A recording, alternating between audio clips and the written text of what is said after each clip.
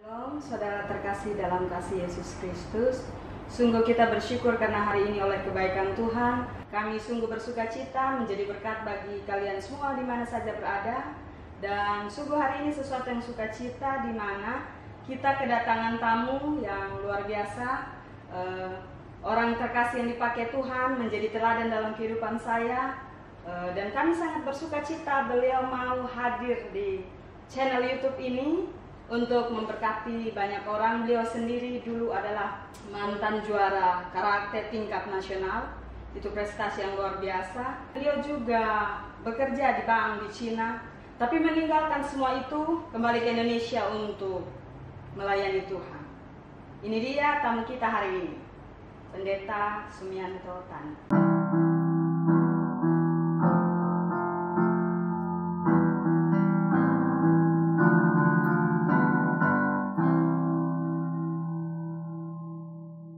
Shalom. Shalom. Terima kasih Miss Tani.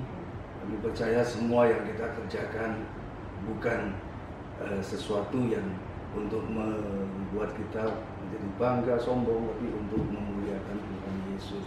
Jadi ini esensinya penting sekali dalam pelayanan, dalam pekerjaan pun kita harus benar-benar memuliakan Tuhan. Jadi itu paling penting dalam segala pelayanan yang kita sudah ambil keputusan. Dan ya saya bilang perjalanan kita semuanya Tuhan yang atur ya. Kalau kemungkinan saya masih di kota kelahiran saya, kemungkinan kita susah ya, karena saya dari latar belakang orang tua yang mama, papa semua itu berlatar belakang kan Konghucu muda ya. Dan saya di Jambi pun termasuk salah satu penggerak di muda-mudi Buddhis. Nah akhirnya dengan cara Tuhan tahun 92 saya pindah ke Surabaya. Setelah titik awal saya mulai mengenal, padahal kalau kakek saya itu memang Katolik, kakak-kakak semua sekolah di Katolik di Jambi, saya sendiri yang beda. Nah di Surabaya sinilah mulainya saya mengenal secara langsung ya, ikut ibadah, ikut apa segalanya tahun 92. Baru-baru datang masih belum berproses, ketemu teman-teman diajak ke gereja, di situ mulai aktif dari Asya. Saya mau tanya Pak, waktu itu apakah berjumpa dengan Tuhan sehingga karena Pak Sumianto sendiri berkata bahwa latar belakang keluarga adalah Konghucu. Yang ingin saya tanyakan itu apakah waktu itu diinjili atau diceritakan tentang siapa Yesus sehingga Bapak tertarik ke gereja atau bagaimana? Oh, kalau itu sebenarnya dari di Jambi dulu, rumah itu kan dekat dengan gereja Katolik. Jadi hampir kalau Natal, yang tahunnya dulu Natal kumpul sama teman-teman di gereja kan gitu ya. Dan memang kalau dibilang orang Injili secara langsung tidak, tapi di dalam pelajaran yang kita sekolah dulu ambil agama Kristen, ya kan. Jadi dari situ belajar dari sekolah juga. Cuman secara spesifik belum, karena dari keluarga, dari ini kan masih Buddha, masih ikut. Dan saya juga salah satu aktivis di muda-mudi muda. Jadi ya itu aktif. Kalau di kota kelahiran ya tetap ikuti aktivitas secara ini ya, bukan di Kristen. Jadi ya pindah di Surabaya ini, ada teman ajak ke gereja daripada isi waktu kosong kan di situ ya. Jadi saya di situ baru mulai pelan-pelan, akhirnya saya mulai tertarik di situ, ujian sembah semuanya. Sepertinya yang dulu di Jambi yang saya selalu dengar ini mengulang ya. Dari sini sepertinya roh saya tangkap itu, dan saya ikuti terus kegiatan-kegiatan di gereja ya kan. Lama-lama saya dibantukan di Asya Singer, ikutin som segalanya, suara orientasi melayani. Nah di situ mulai ya, jadi tidak langsung langsung ini kepengen sekali dulu mau jadi WL, rasanya kok tidak punya kesempatan gitu loh ya. Makanya saya di gereja Baik Rosso itu saya tidak mau, saya mau semuanya jadi WL, jadi malah semua suruh jalan. Karena saya rasakan waktu dulu saya mau jadi WL rasanya ya bukan tidak mampu ya, tidak tahu saya bagaimana penilaiannya ya. Tapi dari dasar itu suatu saat memang itu terjadi. Saya berdoa itu pas hari Kamis itu. Saya berdoa, saya sudah siapkan lagu. Padahal saya tidak tahu, tapi saya mau siapkan lagu. Pokoknya hari ini saya mau WL. Nah kenyataannya pada saat itu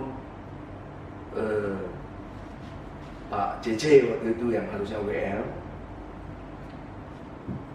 ternyata dia mobilnya terhalang, tidak bisa keluar, dia terlambat datang, bingung dengan semuanya. Siapa WL? Akhirnya saya WL waktu itu. Nah, Roh Kudus bekerja ya. Itu yang luar biasa. Padahal saya udah mau siapin aja, saya WL hari ini. Saya cuma gitu. Ternyata itu Pak JJ lagi hadirin pernikahan segala mobilnya kejepit dan terlambat. Nah, kita mulai jam 7. Dia tidak bisa keluar, dia udah telepon, jadi bingung semua WL siapa ini semuanya. Nah, puji Tuhan. Dari situlah saya mulai, bukan dengan skill saya, tapi karena niat saya sudah dipimpin Roh Kudus. Akhirnya, wah kamu bisa. Akhirnya mulai. Dulunya ya banyak lah saya bilang ya. Makanya kalau kita sebagai gereja, pola kita harus memberikan kesempatan kepada orang lain. Jangan lihat wah ini mampu atau tidak mampu. Kalau kita pilih kemampuan, ya itu kita salah. Jadi kita harus pilih untuk bagaimana kita melayani dipimpin oleh Roh Kudus. Itu paling penting. Jadi bukan untuk show saja. Kalau untuk show kita bisa panggil artis saja nyanyi di gereja, ya kan? Mereka entertain kan? Gereja bukan entertain untuk manusia, untuk Tuhan Yesus kita memuji itu. Makanya perjalanan itu dari usher, dari segalanya sampai berhubung, sampai kita pernah tahun 98 itu pernah KKR juga dengan John Hartman itu waktu itu. John Hartman. Ya, itu di TV, kita masuk di salah satu persuan doa itu terjadi. Dan mulai dari situ kan mulai. Ya, jadi kalau lihat ini saya kerjakan semua. Saya tidak memandang sebagai waduh saya di perbankan itu sebagai branch manager, tapi karena di dalam pelayanan segalanya saya kerjakan. Ya KKR, saya tahu di gedung BRI, gedung BII, waktu KKR itu 2.500 kursi saya angkat semua. Luar biasa. Ya kan? Saya angkat semuanya. Tapi saya dari jam 12 sampai jam 5, saya cuma izin pulang mandi, masuk lagi sudah KKR jam 7. Di situ bagaimana dulu pelayanan begitu, saya tidak pernah mengeluh, bisa bersuka cita, cuma saya lihat bagaimana step by step Tuhan terus bekerja ya, sampai saya bisa jadi gembala sidang pun, itu pun di luar pikiran, tidak punya rencana untuk menjadi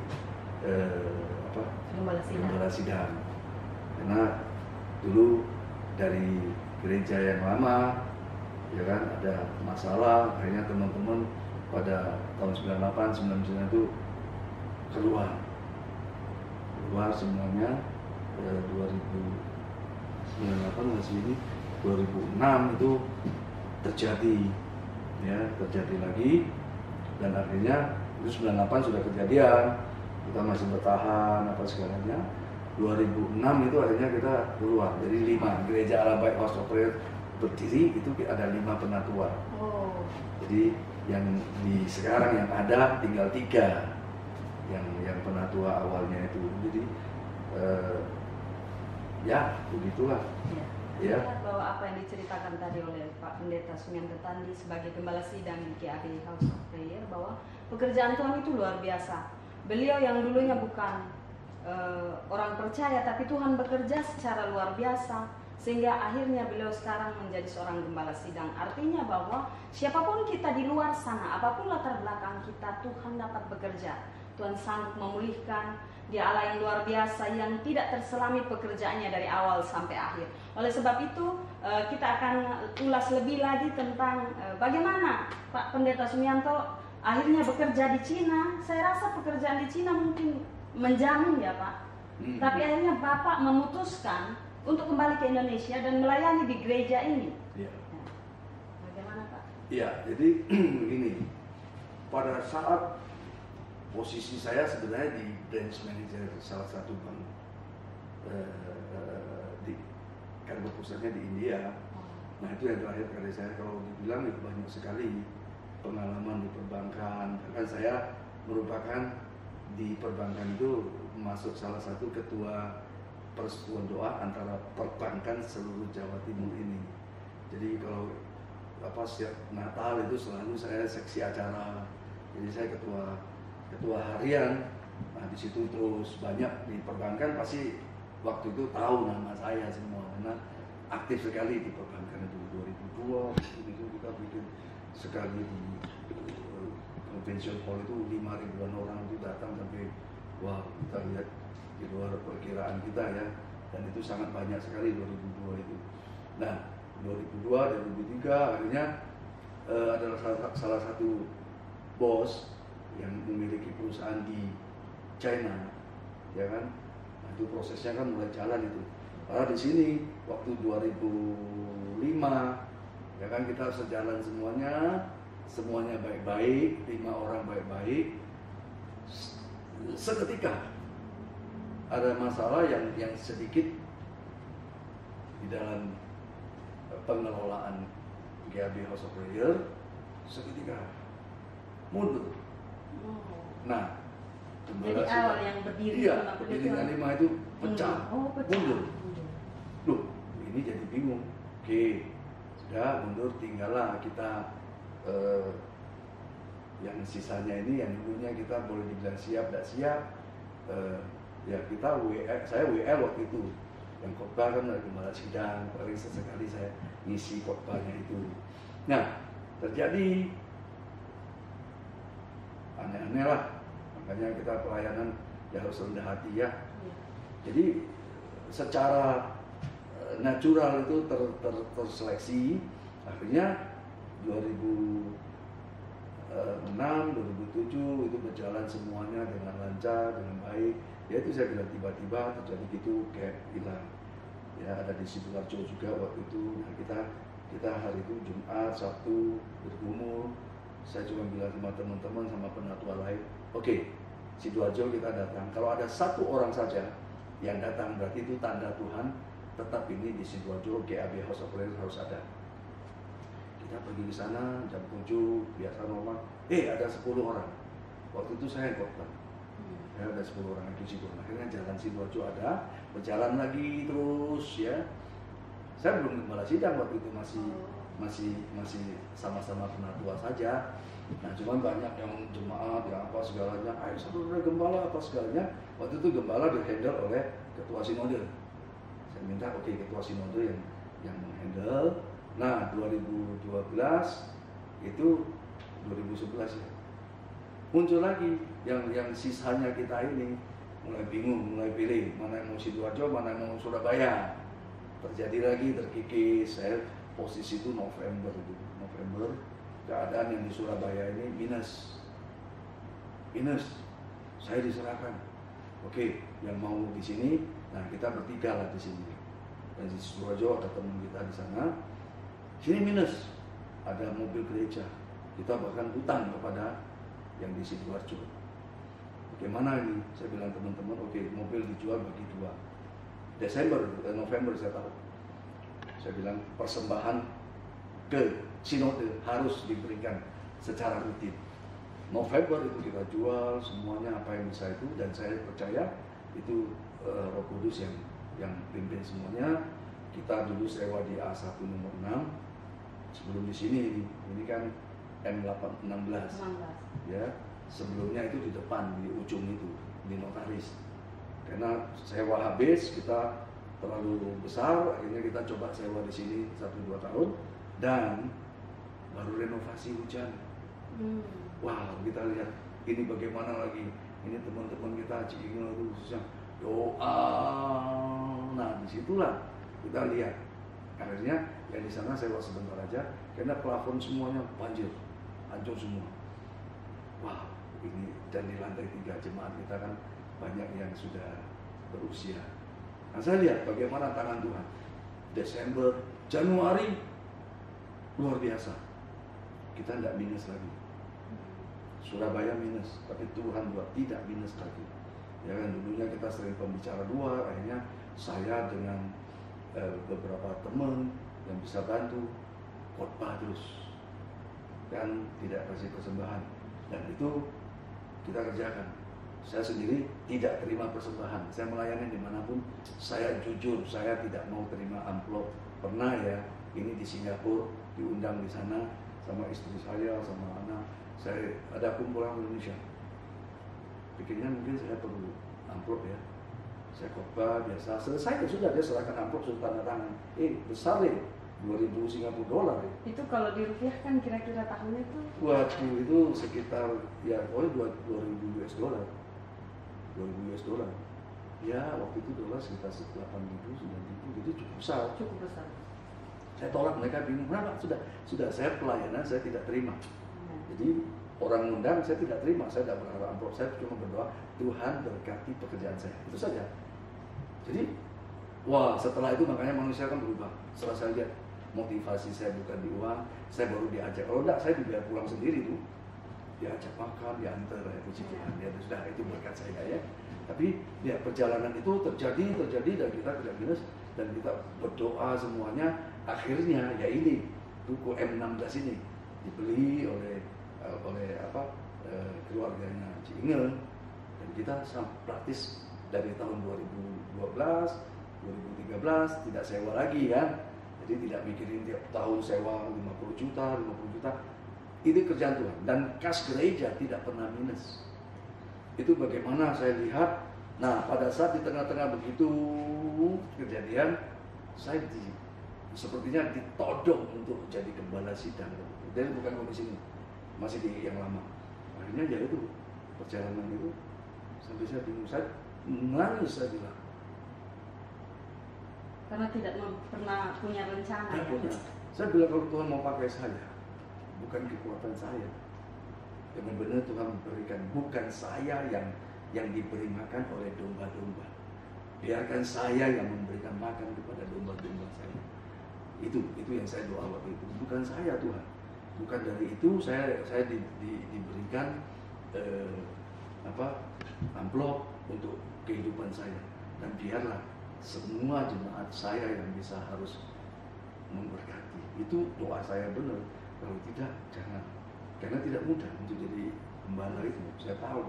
Dan hak kebebasan saya sudah. Biasanya kalau dulu masih di bank itu, hari libur saya sudah berangkat. Karena keluarga nyetir, keluar kota semuanya. Ini sekarang tidak bisa. Saya pasti minggu saya pasti stay. Mau bagaimana? Semuanya sudah di sini semua. Jadi tapi saya tidak pernah mengeluh. Saya bersyukur, saya senang, nggak apa-apa. Ya, dan istri, anak semuanya mendukung semuanya kan gitu. Di luar itu kita tetap beraktivitas. Nah, muncullah. Ya, setelah itu bos yang di China bilang, tolong bantu saya di China itu.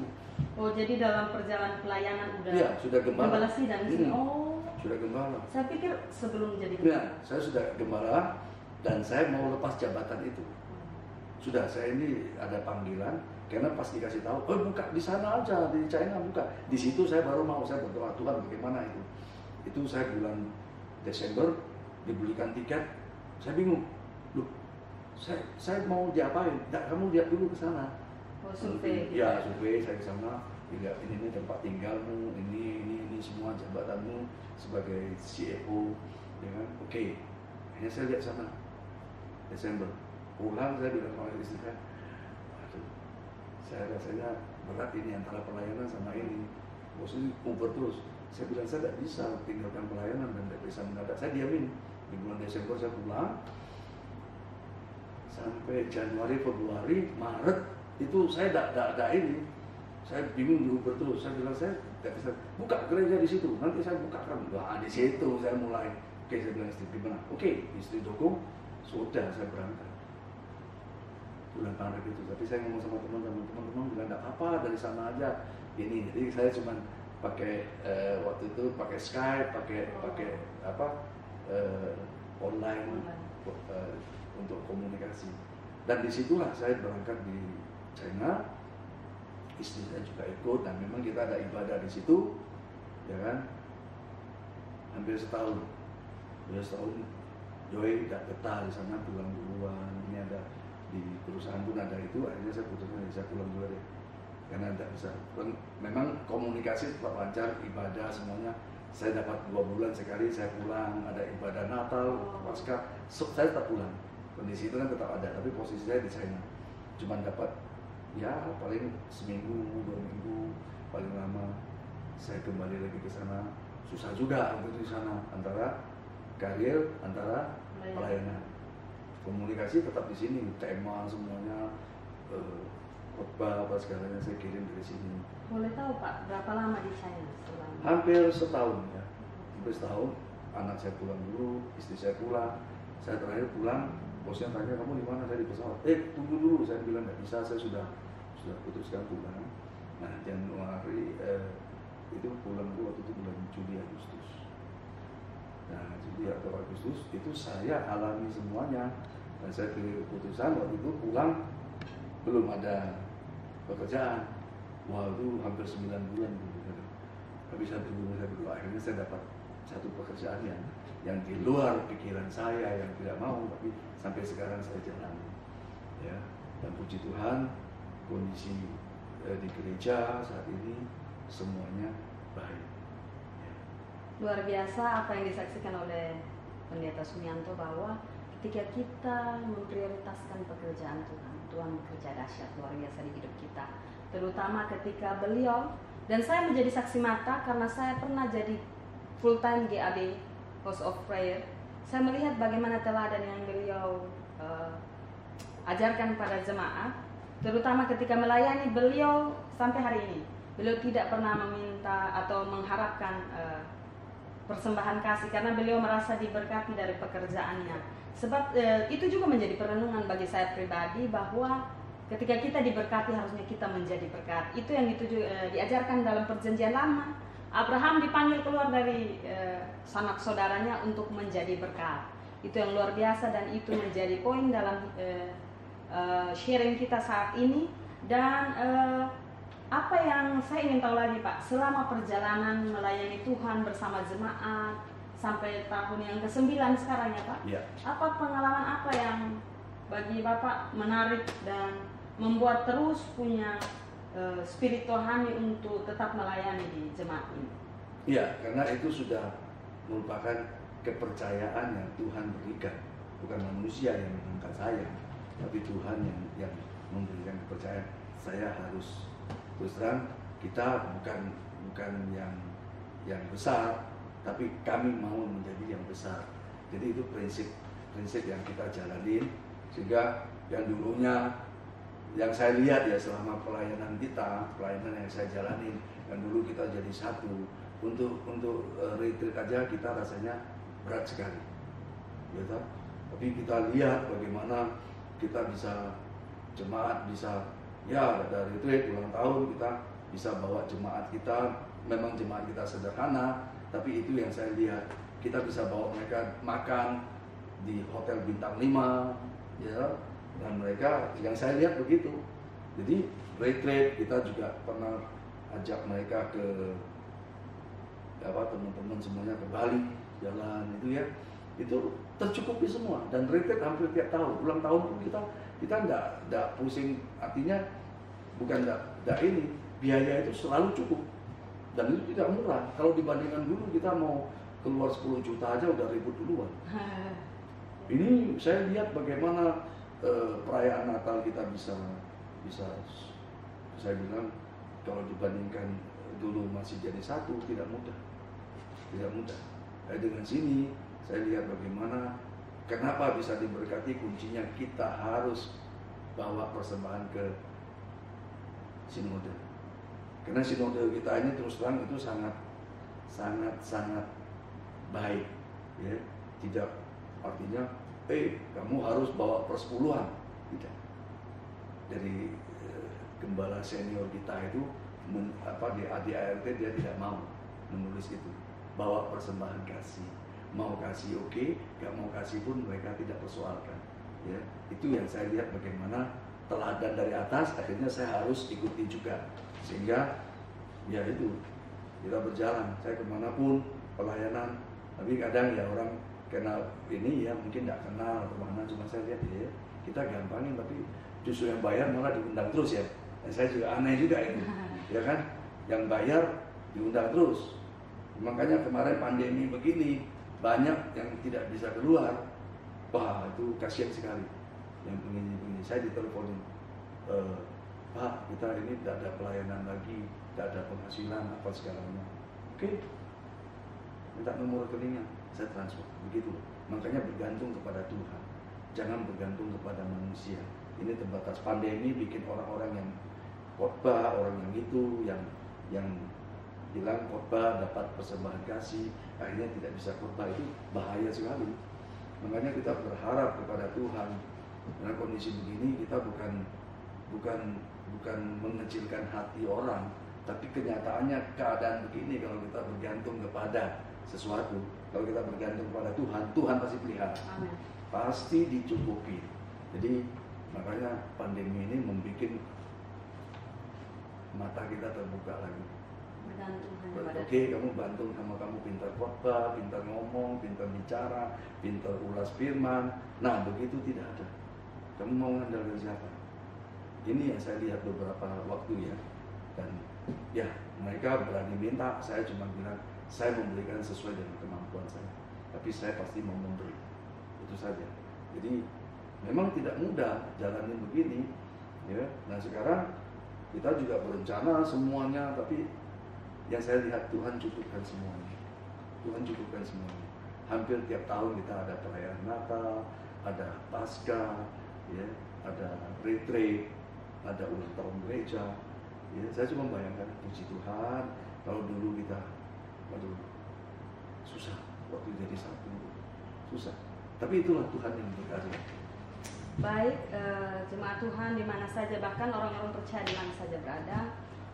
Satu poin yang saya pelajari lagi adalah dimanapun Tuhan bisa bekerja, gereja kecil, gereja besar, Tuhan tidak pernah melihat.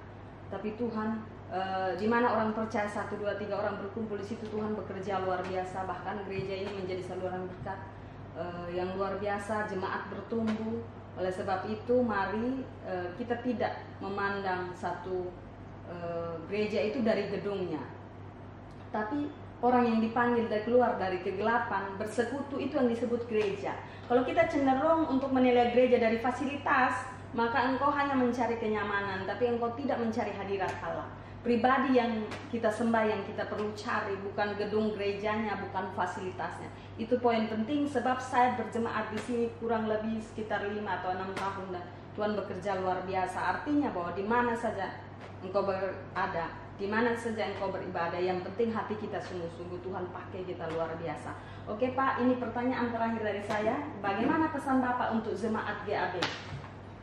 Iya, kalau bagi saya dengan perjalanan ini, jemaat makin hari makin dewasa ya. Kalau dulu ritme perselisihan antara gitu sering sekali, pilih warna bisa ribut, ya kan? Warna baju ya, warna baju, seragam, macam-macam. Yang dulu tidak dikasih seragam, aman-aman saja. Dikasih seragam banyak sekali, ada pilih kuning, ada hijau, ada merah, ya kan? Dari dulu. Ya, retreat pasti ada ribut, pergi kemana ada ribut. Tapi terakhir-terakhir ini, ya itu, Tuhan bekerja, sudah makin ritmenya semakin dikit. Kalau saya bilang 10, 8, 6, 4, nah, jadi menurun ritmenya. Puji Tuhan, saya bilang. Ya, di usia yang ke-9, gereja baik House of Praise Surabaya ini, yang sejak saya yang menggembalakan, itu ritme yang saya lihat mereka mulai bisa menahan diri. Beda dulu ribut itu, waduh, mau apa ribut semuanya. Jadi ini bagi kamar ribut.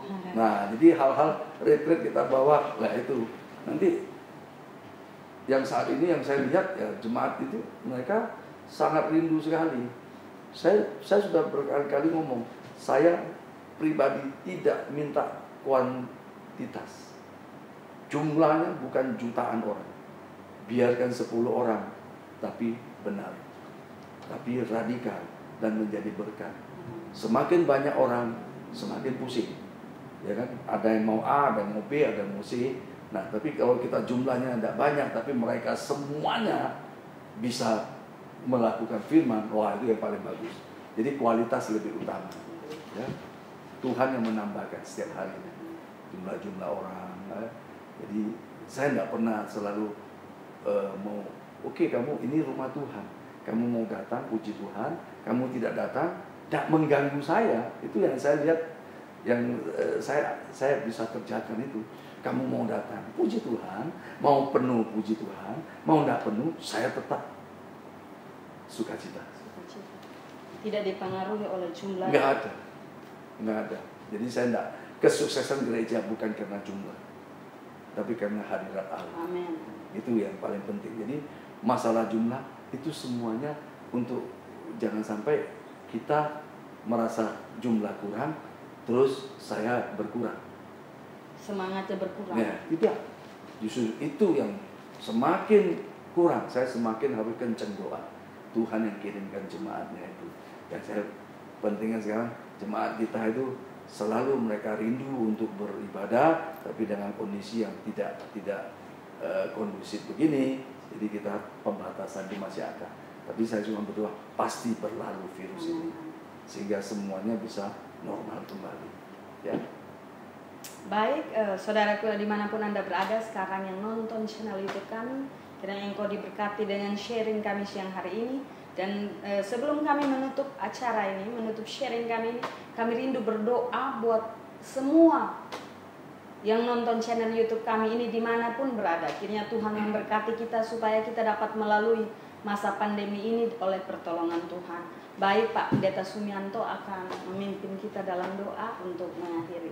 Oke, mari kita berdoa. Kami percaya bukan perkataan manusia, tapi diurapi dengan kuasa Roh Kudus. Mujizat pasti terjadi bagi engkau yang lelah, letih, lesu, semuanya yang sakit. Percaya ada tangan Tuhan yang memberkati engkau.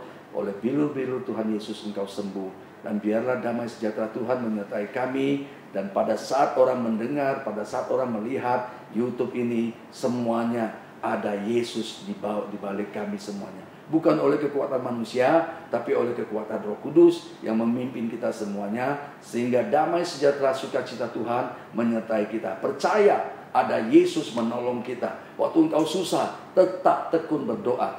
Jangan menggurui Tuhan, tapi tetap berpasrah. Tuhan pasti tolong. Di dalam nama Yesus, damai sejahtera menyertai kami. Indonesia diberkati oleh Tuhan Yesus. Kami percaya segala virus pasti berlalu, segala penyakit sampah dijauhkan daripada orang yang percaya, dan kuasa firman Tuhan menyertai kita sekarang dan selama-lamanya. Di dalam nama Yesus kami berdoa. Haleluya. Amin. Terima kasih untuk Pak Gembala Yabeho. Tuhan berkati dalam pelayanan. Amin. Dan terima kasih telah menonton channel YouTube kami. Tuhan Yesus berkati. Sampai ketemu di konten kami yang lain. Terima kasih, Tuhan berkati. Sampai jumpa.